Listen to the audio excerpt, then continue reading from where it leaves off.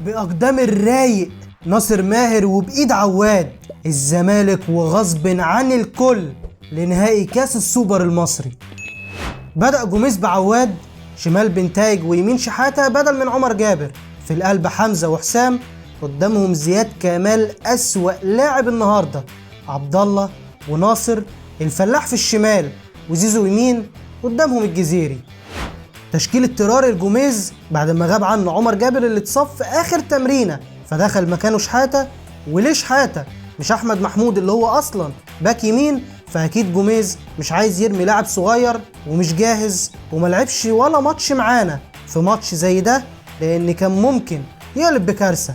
فجوميز خد الاقل مخاطره وده خلاه يروح لزياد كمال في نص الملعب، لان شحاته خلاص ما بقاش متاح بعد اصابه عمر. تخيل إصابة 2 لعيبة بس تعمل في الفرقة كل ده. ومش بس المشكلة في النواقص، لا ده كمان اللي بينزل بيبقى أقل من اللي بيلعب، اللي هو أصلا مش أجمد حاجة، زي دونجا كده اللي هو يا دوب لما بيتصاب بينزل زياد كمال اللي هو أسوأ لاعب في الزمالك النهاردة، من قرارات وبدني زي الزفت وجرية موسم نين، مش شاب في العشرينات أبدا، وبسبب ضعفه وإنه لاعب تعبان انكشف الدفاع اللي هو أصلا ناقص. ولسه الناس في مجلس الإدارة نايمين ومقتنعين إن ده تكوين فرقة تاخد دوري ولا حتى تنافس عليه، ده غير التحكيم المصري اللي ما بيفوتش فرصة إنه يشوف شغله وبيحسب ضربة جزاء من وحي الخيال أملا في إنه ينهي الماتش، لكن ربنا كبير. كل اللي فات ده خلى الزمالك يخش بعيد اكتر ما هو اصلا بعيد، لكن بفضل ربنا وكرمه وتركيز عواد وروح اللعيبه في الرجوع والمنافسه قدر الزمالك يصعد للنهائي. بنبدا الماتش بشكل متوازن لحد ما ابتدت تظهر الثغره في نص الملعب واللي سببها زياد، وكمان ضغط بيراميدز من ناحيه شحاته برمضان وابراهيم عادل، فكان جون بيراميدز من الناحيه دي بالذات مجرد وقت. وفعلا في الدقيقه 14 شحاته بيبيع نفسه، زياد بيضغط لا مؤاخذه بفخاده وبيتقلوظ، المسلوسي بيقلش، بتروح لرمضان يلعبها لابراهيم عادل عشان يسجل بيراميدز هدف التقدم، وتتصعب الامور اكتر واكتر، وجوميز واقف على الخط بيبص للدكه وبيضرب كف بكف لحد ما جه التوقف في الدقيقه 30، وجوميز يجمع اللعيبه ويديهم التعليمات املا في تغيير النتيجه. وفعلا بعدها ب10 دقايق كان الزمالك فيهم الاحسن، شحاته بيضغط وياخد رمي التماس بتتلعب من ناصر لشحاته الناصر اللي بياخدها ويقلوظ 2 من لاعيبه بيراميدز ويعمل عرضيه عظمه للخديوي عشان يسجل هدف التعادل عشان يخلص الشوط الاول على كده 1-1، بدل ما نبدا الشوط الثاني واحنا بنجري ورا النتيجه. ولسه بادئين الشوط الثاني لقينا معروف طالع بيجري على الفار وبيرجع يحسب ضربه جزاء على بنتايج عشان زغزغ صديق وجوله. يعني دي بيلن ازاي ومن انهي ناحيه وتبع انهي قانون؟ هي اللمسه دي تتحسب ضربه جزاء؟ يا راجل ده انت طول الماتش شايف لعبتنا عماله تتضرب وتقول لهم قوموا قوموا.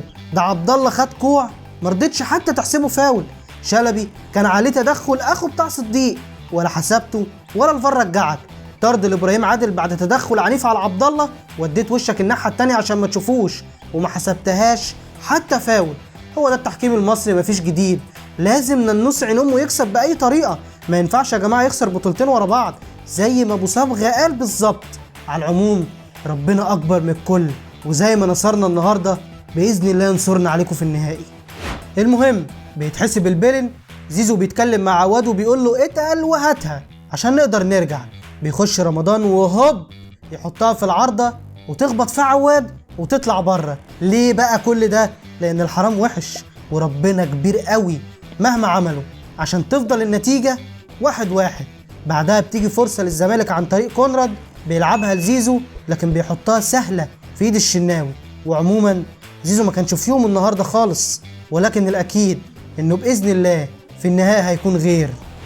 نيجي بقى للكره اللي وقعتنا كلنا وكانت هتجيب للواحد جلطه، وهي فاول بيراميدز بيتلعب وبما بيسجل في الدقيقه الاخيره، لا دقيقه ايه ده، في الثانيه الاخيره عشان الدنيا تسود والواحد يغيب شويه وما يفوقش الا على صوت الجمهور وهو فرحان بعد ما الجون طلع اوفسايد. هتموتنا في واحده من دول والله مش هزار، لكن الحمد لله ربنا بيسترها على الزمالك وعلينا وبيخلص الماتش تعادل وبنروح لضربات الجزاء. كالعاده بنبدا اول ضربه بالاسطوره وكالعاده برضه بيسجل ومن عبد الله الحمزة ابو الرجولة اللي بيسجلها برضه. وبعدين بيخش حسام صغير السن كبير المقام وبيحطها ولا احلى. وبعديه السوبر منسي بيخش ويسجل الرابعة عشان يخش من بيراميدز حبيب قلبي مصطفى فتحي عشان يشوط الخمسة. وكالعادة وربنا ما يقطع له عادة، عودة بيصد ويدي الزمالك الفرصة للفوز عشان يخش من عندنا الملك يثبت ويسجل ويطير بالزمالك لنهائي السوبر على حساب بيراميدز لمواجهة الننوس.